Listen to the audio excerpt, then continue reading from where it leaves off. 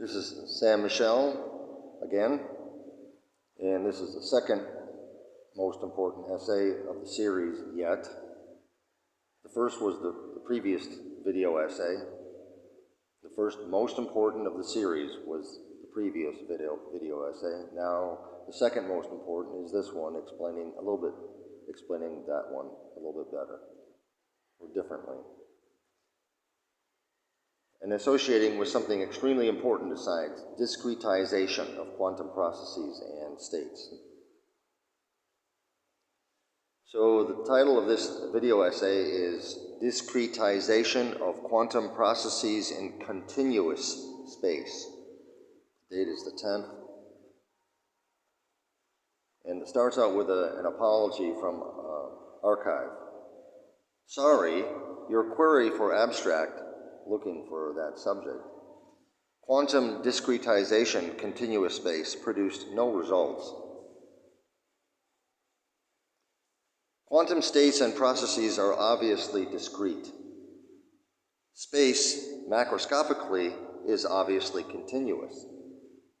We have no evidence that space-time is discrete, quite the opposite. A few years back, a colleague of mine investigated potential discreteness with an experiment that should have, once and for all, closed the book on the notion of discrete space-time. Evidently, he must have been ignored because all I see on arXiv is patent delusion about that notion. Just because quantum states and processes are discrete, i.e., an energetic discrete spin state emits a gamma, a discrete process, toward a lower energy discrete spin state does not imply space or time is discrete. It simply implies quantum states and processes are discrete, plain and simple. For the last 44 years, in a very real sense, I was in love with my mathematical models of GR and SR, but after 44 years, I found out that I was wrong. I accepted it and moved on. Maybe similar processes are happening with researchers and their models. I mean, I'm sure it's easy to fall in love with a model if she's really hot, but please, what if she's no good for you? Then I give the link for the previous essay, article. Super important for science.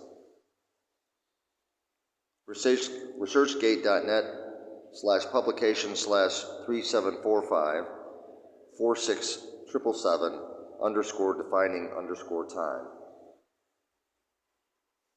It's not a model, it's a definition of flat time and space so we can make sense of GR and more.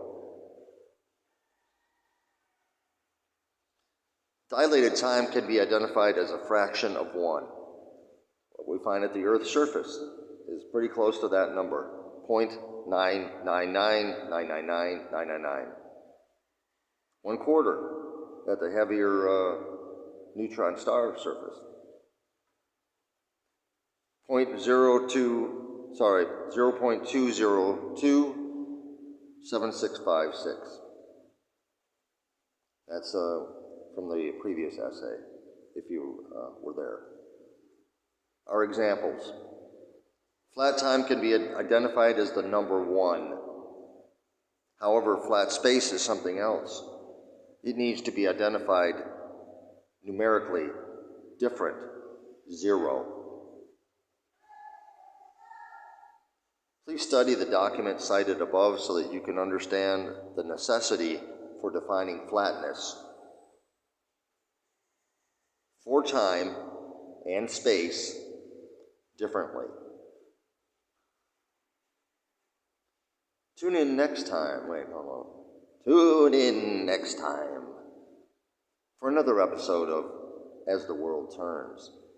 Or wait for the sequel, A Better Tomorrow. Maybe by then, the hot models will have taken a hike.